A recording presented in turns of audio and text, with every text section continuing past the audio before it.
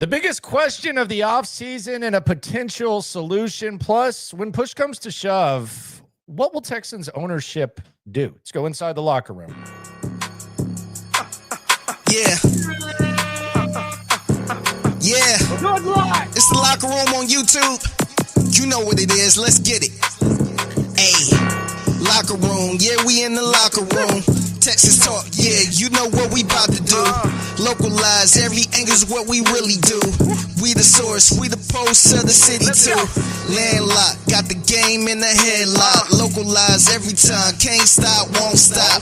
Yeah, we top two and we not too. Plugged in daily digital. It is the locker room, number one source for Texans digital content. We got a little crazy one.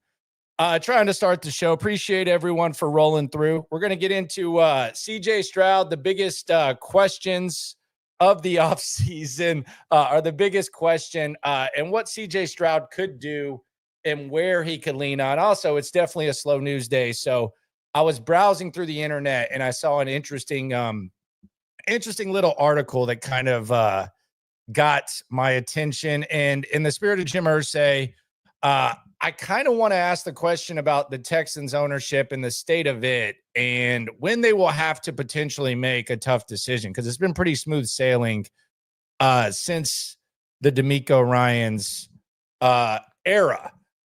Reminder, like the damn video, watch SNL, listen to SNL Monday through Friday at 4:00. So the Jim Irsay thing I found interesting because we talk about expectations and we talk about success and we talk about getting to the next step and everything like that.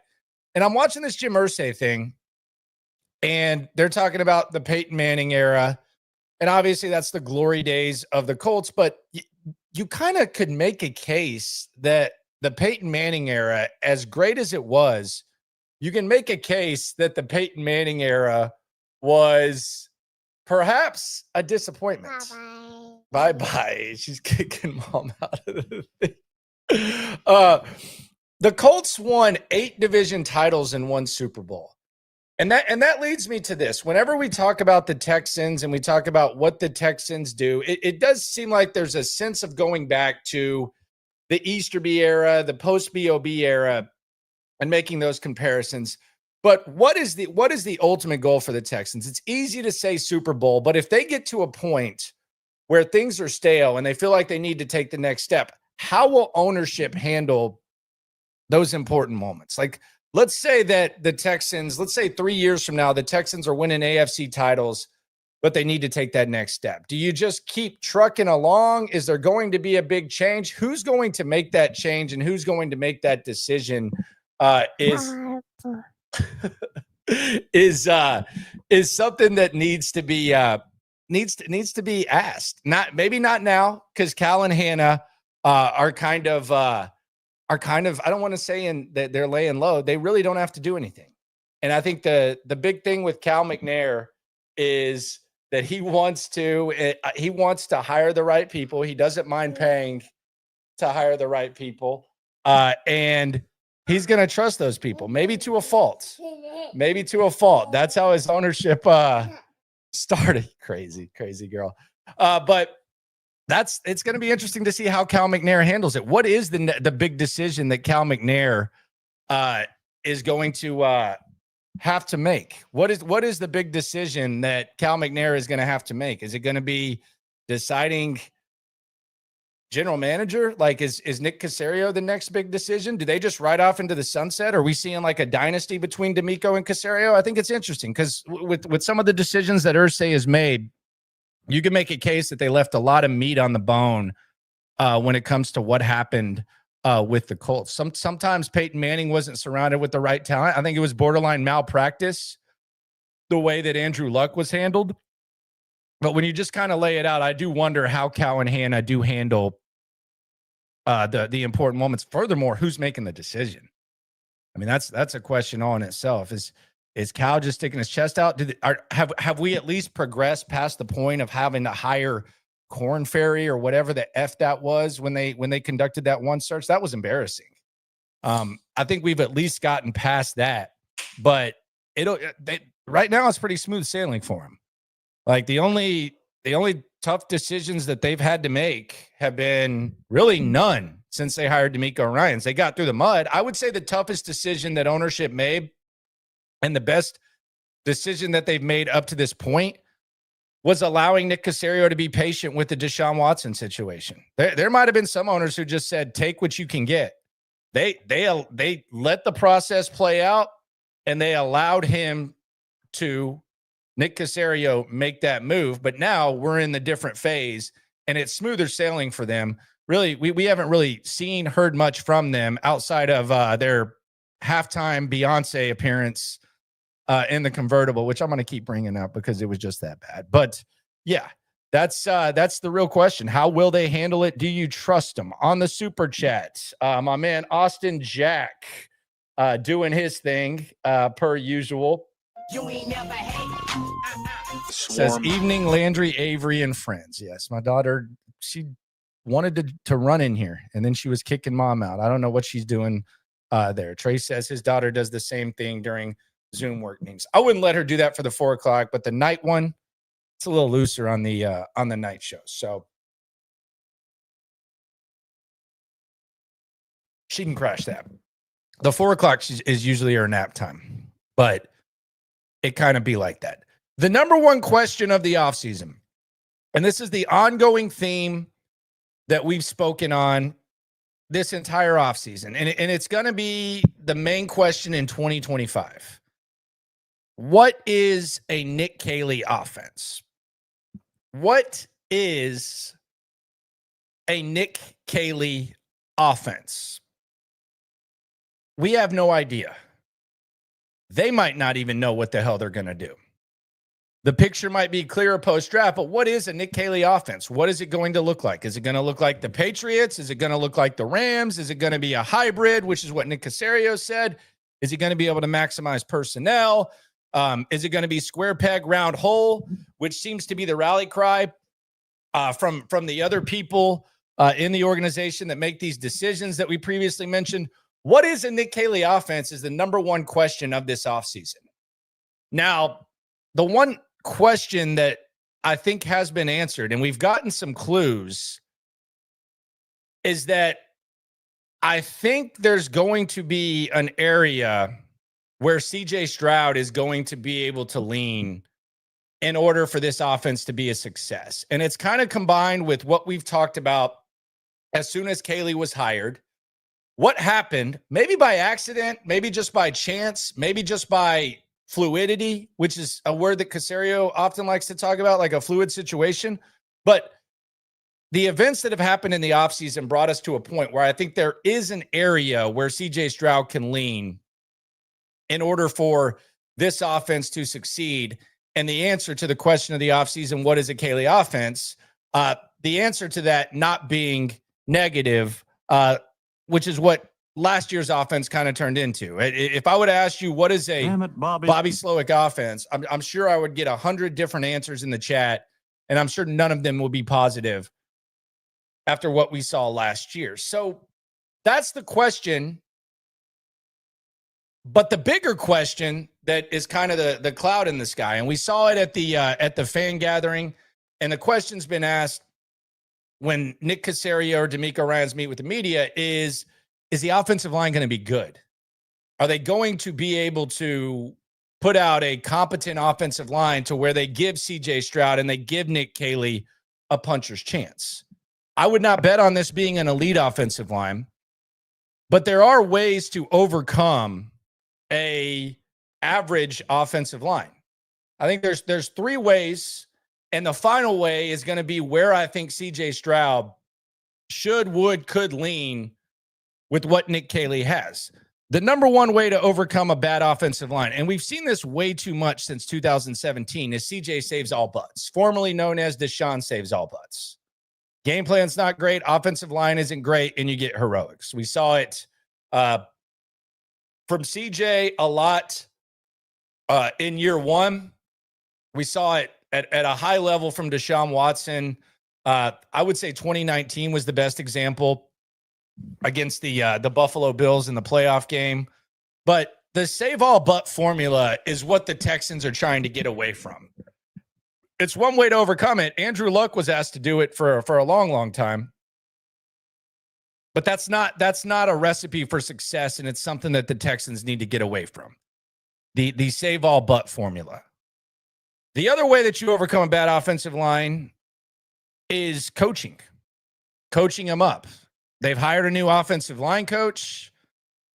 They've hired a new play caller. How well are they going to be coached? And that can be a number of things.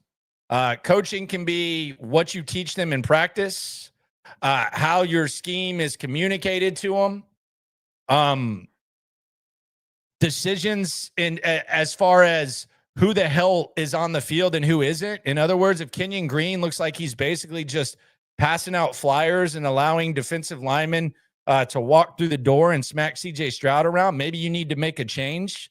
If the offensive line is somewhat gelling, maybe don't put Shaq Mason back in there based on what you saw from him. So coaching can go a number of ways. It's how you coach them up, how they understand the message, and how you handle the personnel whenever it plays out on the field. That's number 2. Number 3 is where the clues have brought us to. And this is if you follow this channel, this is where I think that the Texans can lean, whether the offensive line is good or not. And I think based on history, this is probably what I see the Texans doing when it comes to helping CJ Stroud and maximizing what they got. Because option number 3 is quick passes.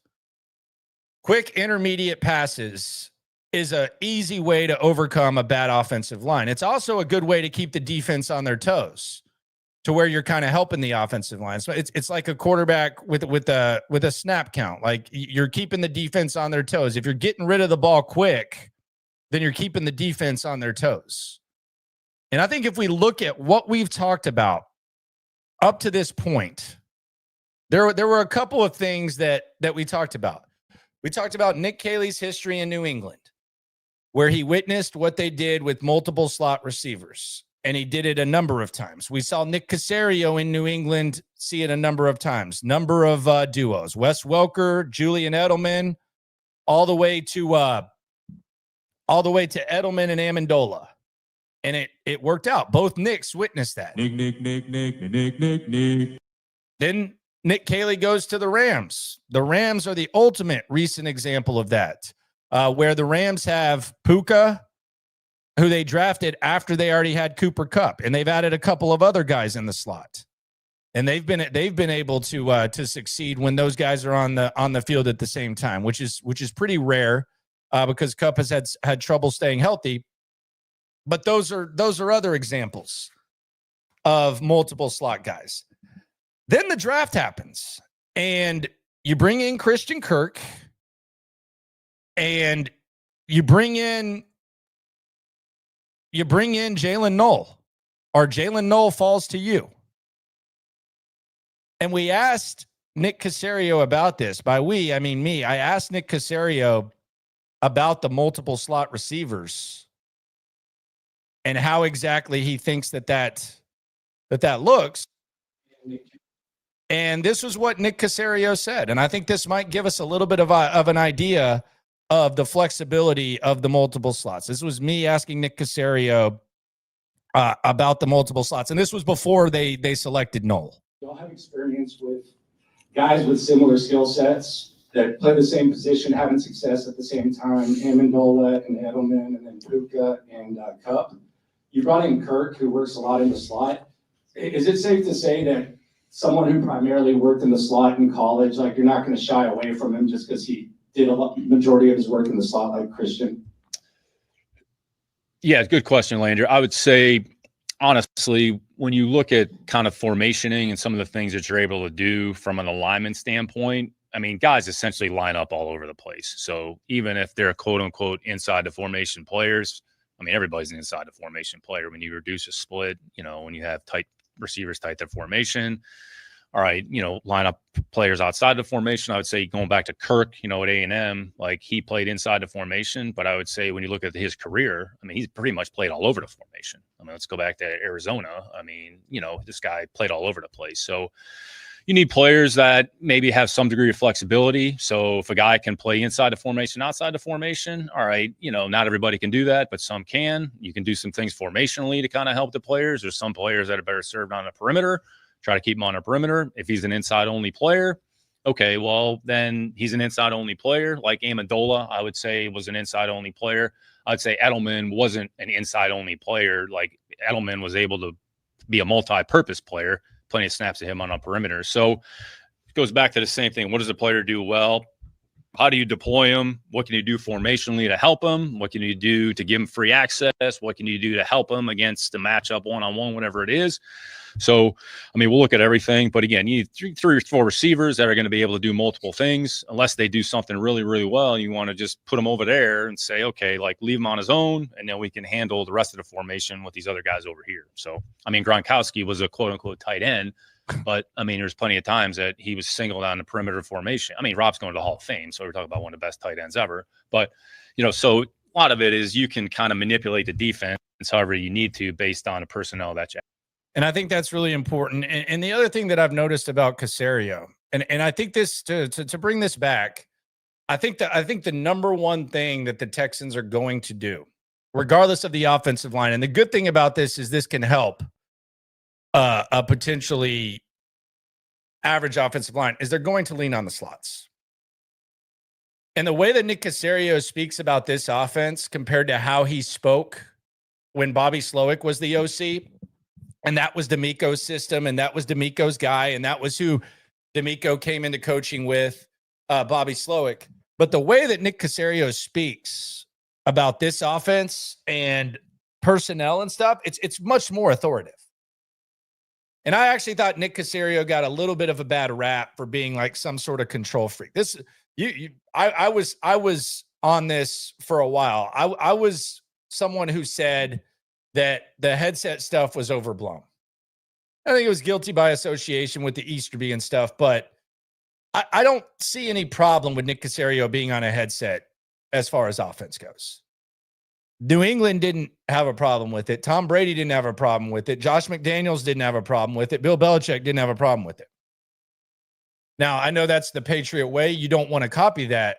But I thought that he got a little bit too much flack for saying that he was trying to copy the Patriot way early. As soon as Easterby was gone, he did his thing. And I also think, and I'm making a point here, I promise, that he stepped back and let DeMeco do his thing on offense for 2 years.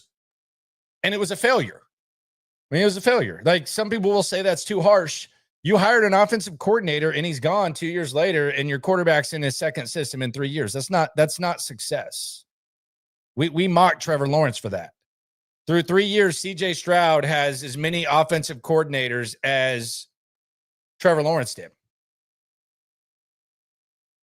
And that's with the Urban Meyer debacle. And then he had Doug Peterson. He had Doug Peterson for couple years after that. I don't say that as like some sort of bad thing. I'm just saying that's not success. Like what you got from Bobby Slowick, that was not a successful experiment. Nobody hires an OC thinking he's going to be gone in 2 years. Now, if Bobby Slowick had gotten hired somewhere as a head coach, then that would be success. This did not work. And Nick Caserio took the step back.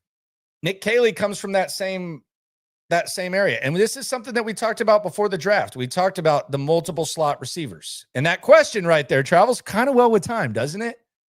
It travels pretty well with time. And it was a Jalen Noel question. Just like the morning of day 2, talked about Iowa State. That was Jalen Noel in Higgins motivated as well. But it's played out. Whether it was plan A or not, it's played out. And I think the thing that CJ Stroud should be doing this year is leaning on the slots.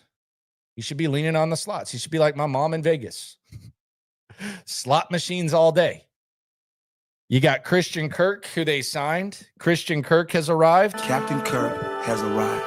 I repeat, Captain Kirk has arrived. And then you got Jalen Noel, who you say that this wasn't the original plan, and that's what I say. I just don't think that in any world did they think this would be a possibility. Like, I don't think if you would have told the Texans before the draft, hey, you're going to be able to get Jalen Knoll and Higgins and an offensive lineman with your first few picks, I think they would have taken it.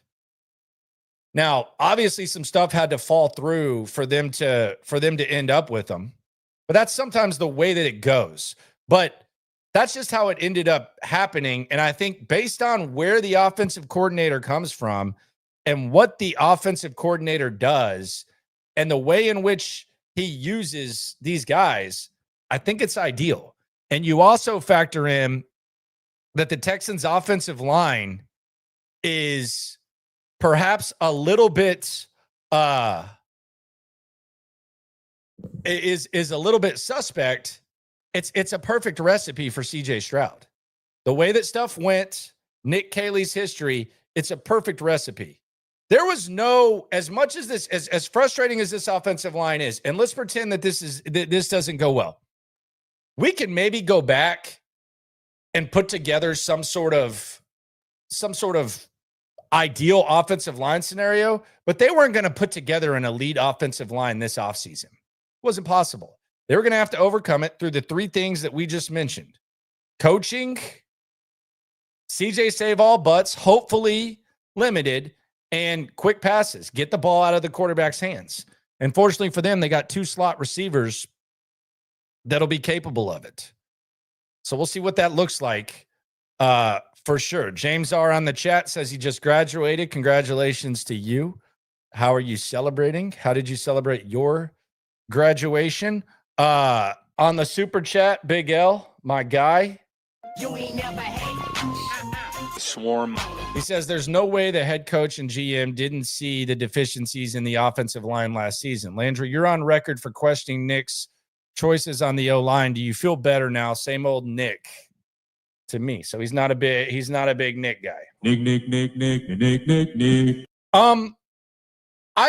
Look, they deserve no benefit of the doubt when it comes to the offensive line.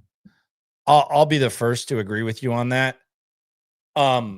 Do I feel better about the offensive line now than I did last year? I'm glad Tunsil's not here. I'll be honest with you. I like the idea of the cohesiveness, and I think you can kind of read between the lines there when they say it's about five guys doing their thing, not one guy trying to do whatever he does, and he can do it, but the other four couldn't do it. So I don't feel great about it. I guess I feel okay. Do I feel awesome about Nick Caley? I know other teams wanted Nick Caley. I like how Nick Caley sounds. I like the possibilities of using these slot guys. But we have no idea what's up with Caley. Johnny on the chat says, I don't think this team knows how to evaluate and then coach offensive linemen. It's been an Achilles heel for the Texans since the beginning of the franchise, though. It's a curse. Yeah, I mean, it's kind of the identity of the Texans is bad offensive line play. Now, I think some of it's a little bit ridiculous to me, and a lot of it isn't, but I think David Carr was going to suck no matter what. I mean, he wasn't the first guy in the building. He was the first to leave. A lot of extra baggage. I don't think they set him up for the ultimate success, but I don't think David Carr was going to be like some sort of Hall of Famer if they would have put a better O-line in front of him. I also thought he took a lot of dumbass sacks, to be honest with you. But yeah, it has been an identity problem, the offensive line. The thing that you can hang your hat on is maybe the new coaching can figure some stuff out. And I think CJ Stroud needs to lean on the slots. That's the number one thing. Christian Kirk, Knoll, and you still got Higgins and Nico on the outside, but keep the defense on the toes. The other thing is, I don't know if patience is the word. I don't know how you really describe it, but we don't know how Nick Caley is going to handle calling plays. We don't know how he's going to handle week to week. We don't know how he's going to handle facing teams the second time, like when he's in the division. We don't know how he's going to handle when he has personnel deficiencies. So he's going to be, I guess patience is the word, but you can't be too patient because there are expectations here. You have won 2 straight division titles. And despite the fact the offensive line's been as bad as it has, you gotta still perform at a decent level. So we're still going to be learning about what he does and what he's capable of. He being Nick Caley, the new OC. So see what the hell he's got going on. But the question is, what is a Nick Caley offense? Don't know. There's been a lot of talk with Jim Irsay. Lot of columns. I thought Zach Kiefer did a good job. No surprise there. He's one of the best beat guys. He was one of the best beat guys. Now he's just one of the best writers in the country. I thought he did a good job honoring Irsay. The thing that I've noticed, and I think this happens a lot of times it's whenever someone's trying to make themselves seem more important. But I think the F word is used way too loosely. A lot of times whenever talking about someone passing or something like that. Friend. Like, a lot of these people saying that Jim Irsay was like, he wasn't your friend. You might have seen him a couple times. A friend, like the word is used so loosely, like especially with media types. They'll be like, oh, he's a friend of mine. Oh, you cover him and you talk to him every once in a while. He's not your friend. The F word gets used so loosely. And it is a slow news day. So that's just kind of a few more tangents lately here in the locker room. A few more tangents. So I was scrolling through the homepage, the Microsoft homepage, and I ran across an aggregation. And I typically wouldn't pay this mind in season, but I kind of wanted to read it and see if we agree or disagree with what was said. And it was on MSN, and typically they just aggregate things and stuff shows up. So it's about CJ Stroud, and the headline says Texans warned over potentially costly misstep with CJ Stroud. And I'm sure this is some college intern that's writing. Maybe he's a big writer that I've never heard of. But I'm always interested by these headlines that just show up on my front. Warned. The Texans were warned.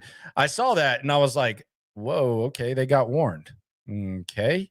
And I have no idea what MSN is, to be honest with you. But I just like reading these articles in the off season just because I think they're interesting. There's a lot of people who cover the Texans who aren't even like in Houston, don't do anything. It's just kind of interesting. So let's see what this warning was. The Houston Texans have been pegged as a team that is most likely to apologize with a flurry of gifts. Specifically to quarterback CJ Stroud by ESPN's Bill Barnwell. Barnwell cited Stroud closing in on this final year of his contract. Dude, my AP news writing professor would kill the wordiness of this lead. This is just kind of where we're at, though. Stroud absorbed the second most sacks in the NFL. We know this. He was sacked 52 times during the regular season, took 38 sacks as a rookie. Barnwell notes, and this is also the good way to read Barnwell stuff because for some reason, like they even make you pay for mock drafts now on ESPN, which I guess when push comes to shove, the ESPN Plus thing will be reactivated. But I've had it down just because they were putting out such shitty content that I felt dumb for paying for it. Barnwell noted the Texans cannot afford a repeat of last season in their efforts to avoid it. Quote, they simply couldn't protect Stroud. Though quarterbacks have a meaningful influence on their own pressure and sack rate, Stroud was pressured with 2.5 seconds on more than 18% of his dropbacks in 2024. The only starters who were pressured more often were Drake May, Kirk Cousins, and Geno Smith. Something had to change. General manager Nick Caserio leaned closer toward everything to change. Some of the Texans' protection issues, we know this. He left yards on the field. Time to throw. Barnwell noted the Texans jettisoned 3/5 of their 2024 Week 1 starting lineup this offseason, meaning blah, blah, blah, blah, blah, blah, blah, blah. They also drafted Ursary, so we know that. Then we got this. I just didn't even know this stuff existed. Then we look at this. Texans plan around CJ Stroud questioned. Oh, we got a little Will Kunkel quote here. Former Texans wide receiver Cecil Shorts questioned the offensive line's field disposition, particularly on the ground game, even with former starting left tackle Landry Tunsil in the fold. Quote, I'm just not sure this offensive line is made up in that way. They're more nice guys, Shorts told Fox 26 anchor Will Kunkel on Kicking It with Kunkel in January. They're not nasty enough for the offensive line to really move. As a group of offensive linemen, I don't think they're nasty. Kunkel called the 2024 offensive line pretty boys and soft. Damn, Kunk, when did you say this? Bringing that heat, brother.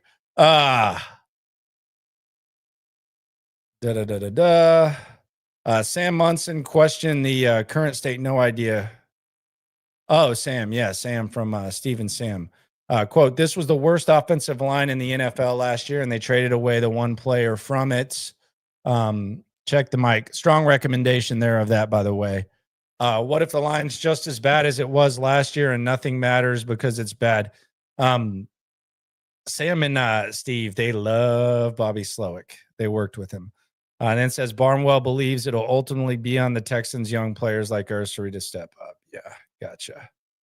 So, yeah, this is basically just a long-ass summary of Bill Barnwell and then grabbing a few things from Kunkel. So there you go. That's what happens during the slow news day there. Eric says, I get the sense those articles are mostly AI generated clickbait, minimal rewrites after GPT spits it out, nothing of real substance. Yeah, the headlines catch you during the slow news day. Just kind of be like that. Kind of happens, but training camp will start in 2 months, and we'll be out of that. But that's interesting perspective. But again, it all comes down to Nick Caley.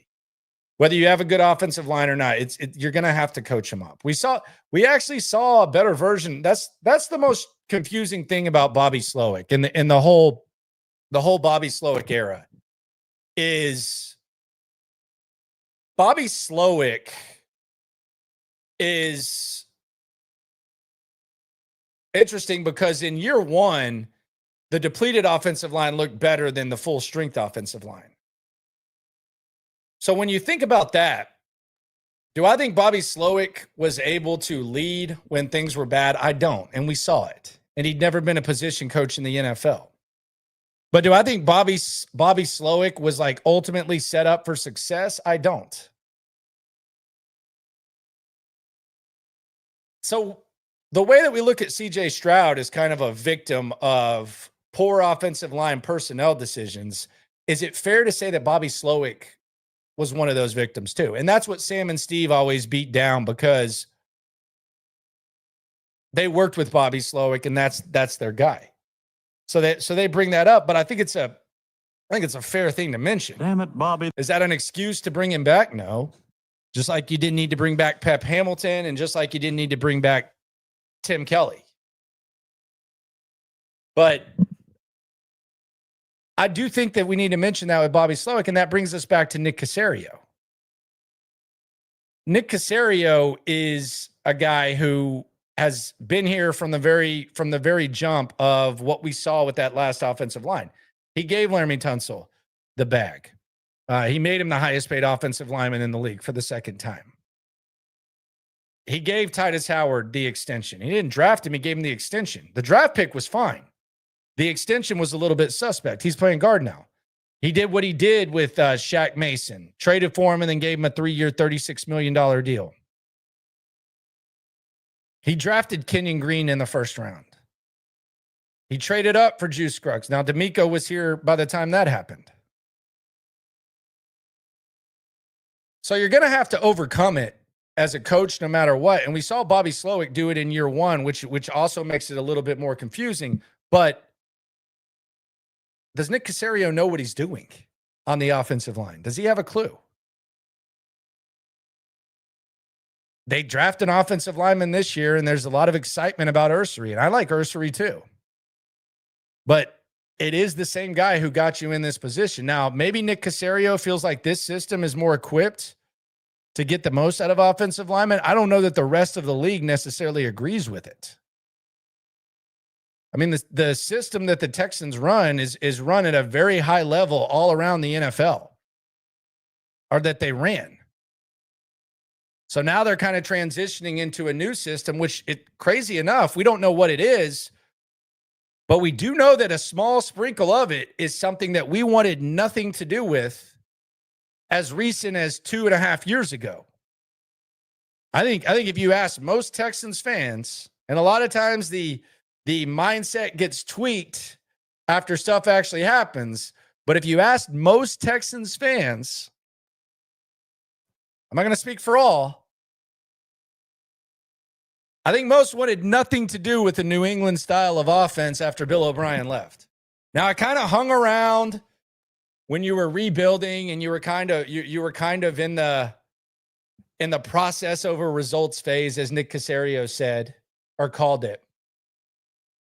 But it's kind of crazy. And it's not scary because I think it can work as long as you're not trying to fit the square peg into the round hole and make CJ Stroud into Tom Brady.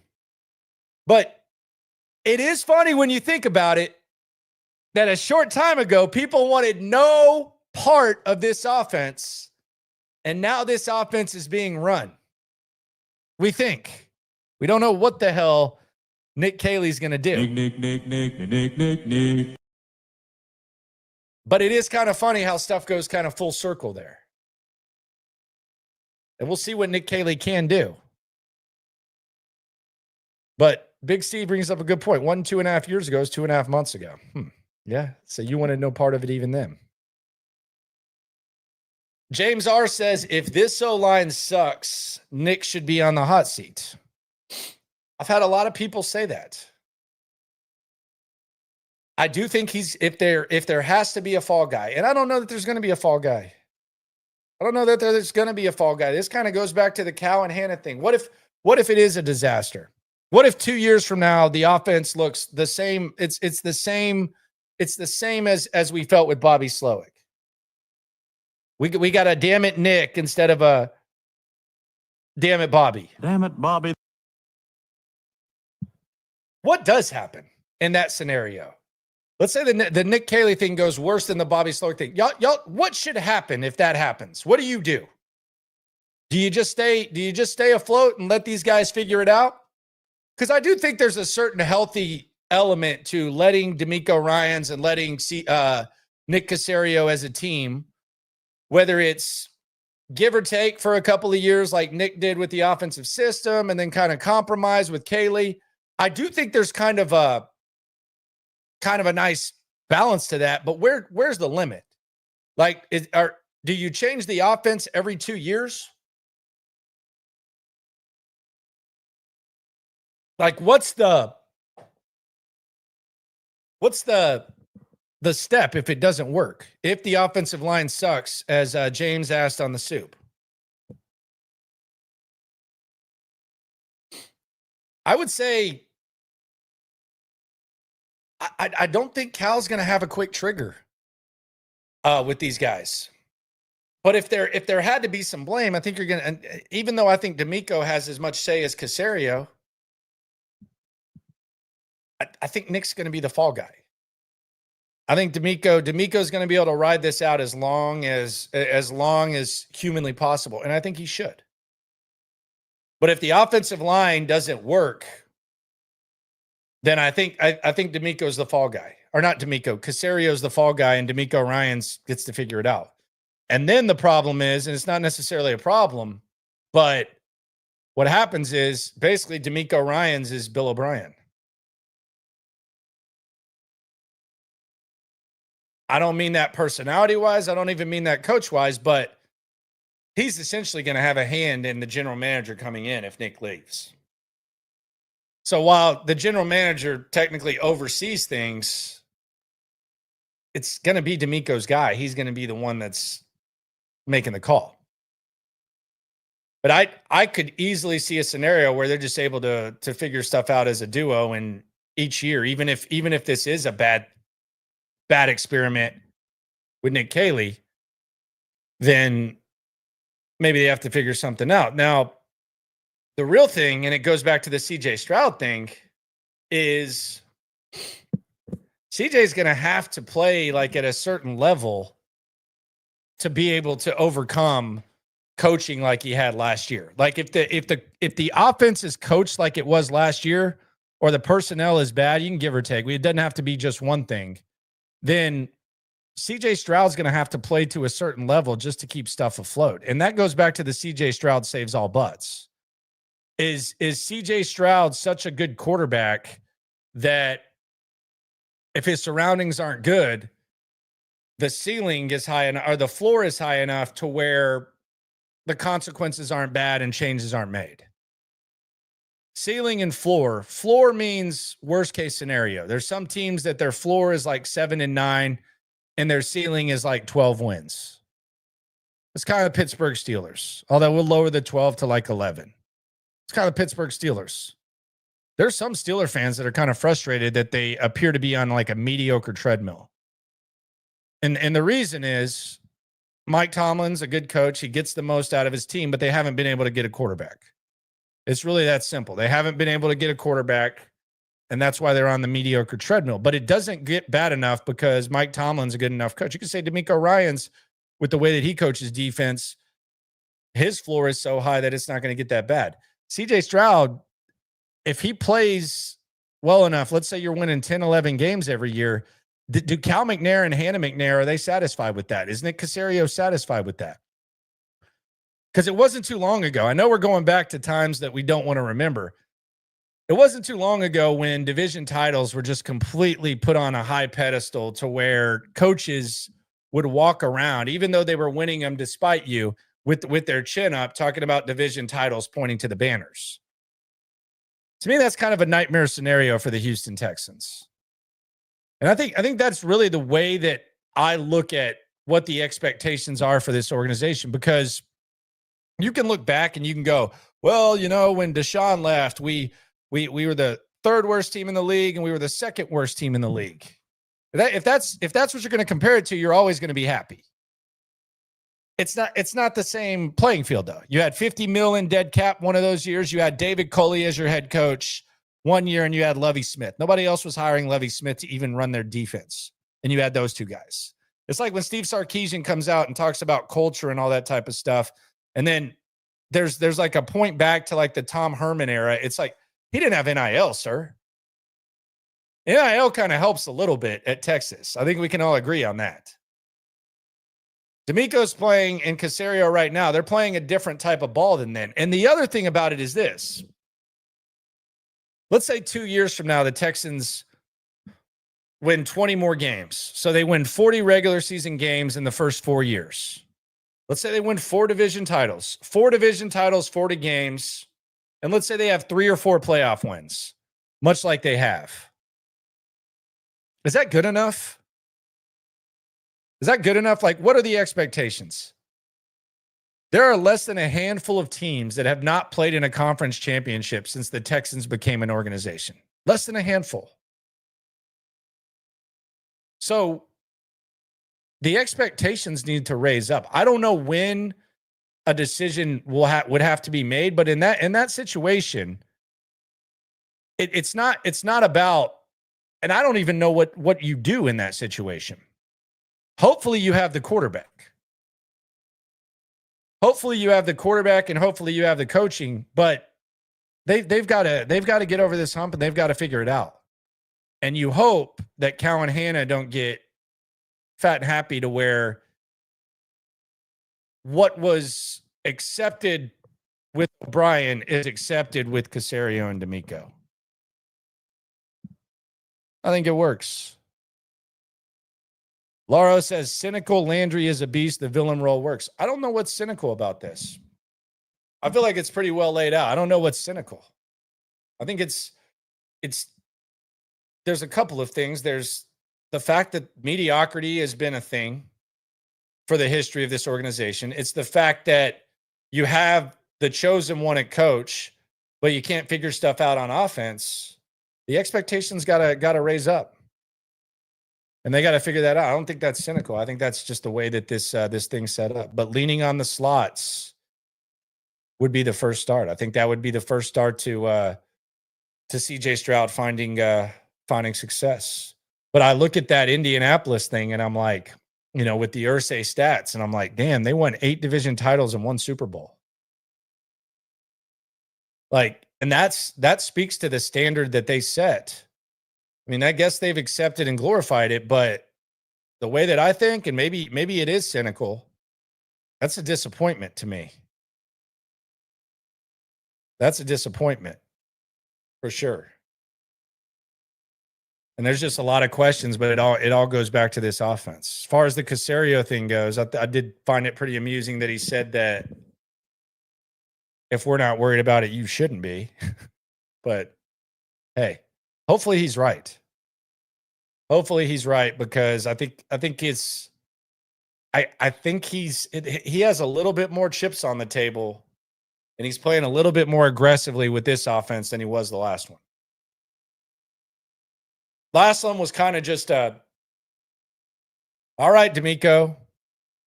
I remember the neutered Nick press conference after the Colts display. All right, DeMeco. You can do whatever you want. Bring in your offense. I'll take a step back.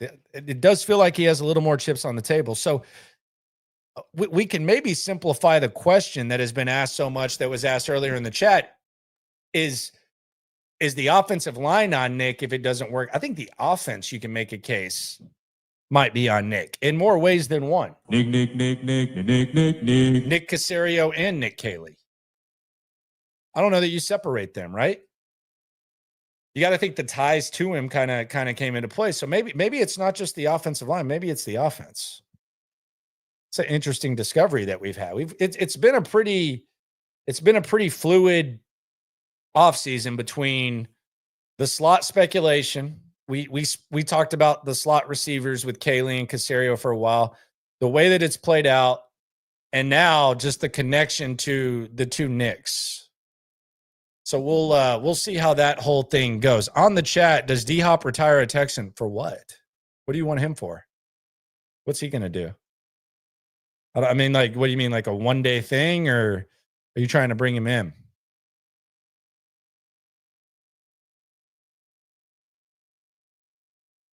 I'm not quite sure where we go there. But he's with Baltimore now. So I don't know. Yeah, I don't know what DeAndre Hopkins retired. I don't even know why DeAndre Hopkins is being asked about. No offense. Just don't really know. It seems like every time he's out there, it's bring him in. But they haven't done that. I don't know that he needs to retire one day as a Texan or anything like that. James says he disses us every chance he gets. He does, and then he panders, and then he gets it. He'll take a picture outside of it and kind of flirt and play with the emotions of the internet. But yeah, I think D-Hop, the trade sucked. It was terrible. The concept of trading D-Hop, I will give O'Brien this. The concept was fine if you would have gotten a good return. They didn't get a good return, and they didn't know what the hell to do with when they had the return. But no, DeAndre Hopkins, for what? There's no point out of that. I think he's kind of washed. I don't even know how, if DeAndre Hopkins is at camp, where does he fit in? Let's just hypothetically say that they decide to bring in DeAndre Hopkins, even though he's already a Raven. On this wide receiver group, I don't think this wide receiver group is great. And I don't know that the guys that I would put on the team are even better players than Nuke at the moment, but there's just so much more upside. There's less pressure to get them the rock. I would rather have Watson than Hopkins at this point. DeMeco Ryan's favorite player. DeMeco's called him the most consistent guy in the league. He brought him up the other day. Talked about what a great leader he is. But yeah, DeAndre Hopkins is washed. He's washed. And man, what a bad performance in the Super Bowl. He ended up getting a TD though, but God, he was bad. That drop, that just sucked the life out of him. That was their chance to make it interesting. But we'll see. We got some Sideline Sarah info. Always get info from Sideline Sarah. She says CJ's referenced the Rams and Patriots offense in a press conference this past season. Interesting, our OC is from both. Yeah, he's a big Matthew Stafford fan for sure. I just don't know what the OC is. I have no idea what the OC is. Techno Stone, the Traveler, says you're going to have to mix the damn it Bobby and Nick together because I expect you go off on Nick if he doesn't live up to the OC job. Can you do that? Let's see if we can try that.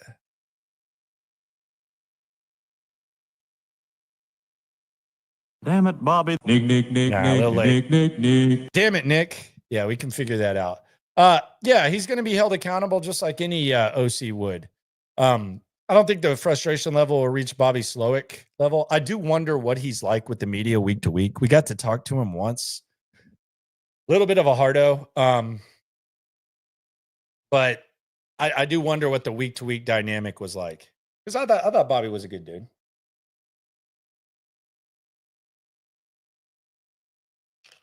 Sometimes a little TMI.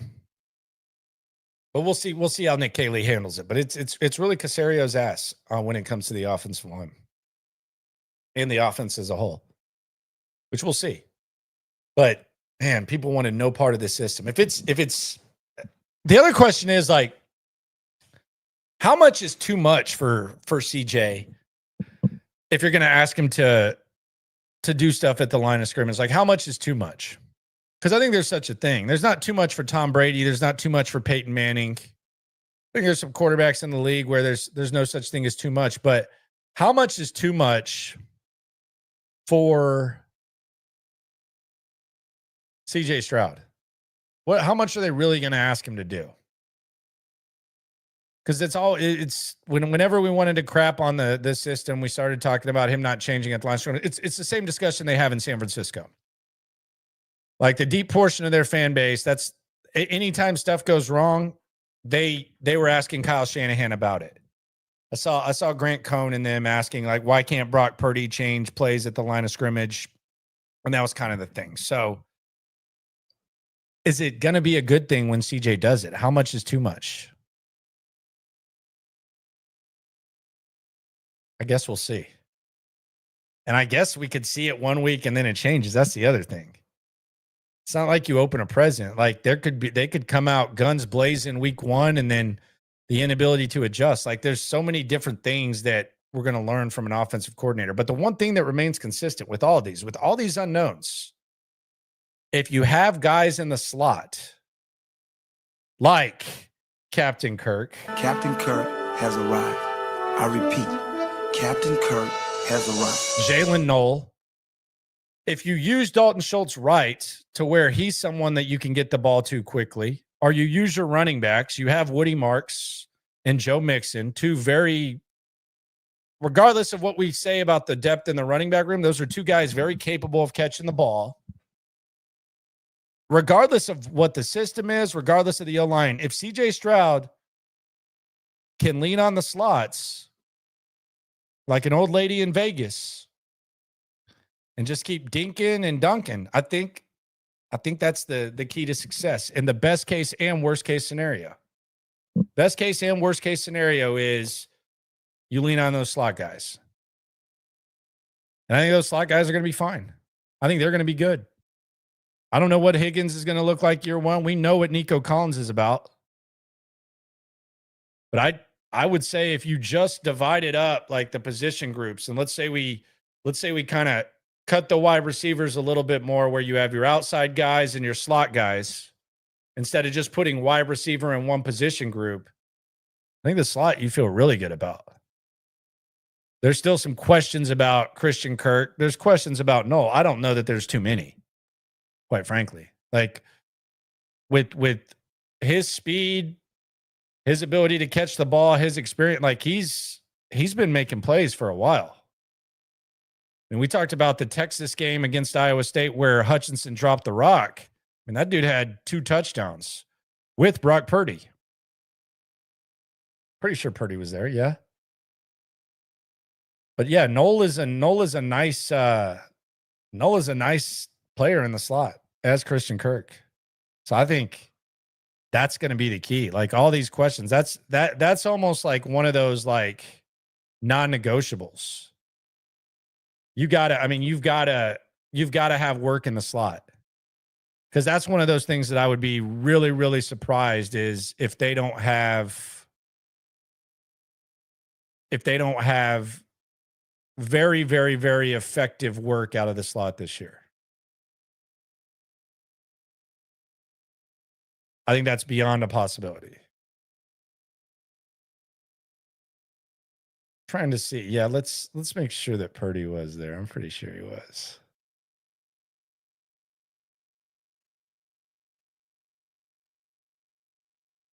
The Knoll breakout, what was it 2023 against Iowa State? 2022. Yeah, it was 2022. So no, it was not Purdy. Okay, it was Deckers. He played like Purdy. 329 yards. Hutchinson had 10 catches for 154. And 1 big drop. The only one they talked about. And then little Knoll had 6 for 94 and 2 touchdowns.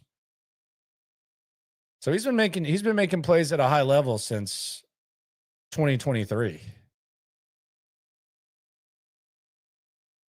Or excuse me, 2022. So he's been doing it for a while. So you should feel really good about the slot receivers. Because they're the perfect counter to your concerns on the offensive line. Get rid of the ball quick, get the ball out of the quarterback's hands. Let these guys make plays, get the defense on their toes. And then take shots whenever you see it fit. And if you're setting it up, then with the slots, then you got a shot. That's going to be the key. And the good thing about that key is, as we've already discussed, they got the guy that's got the experience in doing that stuff. Multiple slots. It's gonna be interesting to see. But you gotta work the slots. Have to. Shout out to Las Vegas. Appreciate everyone for coming through. Going to be at the lake. Going to the lake tomorrow.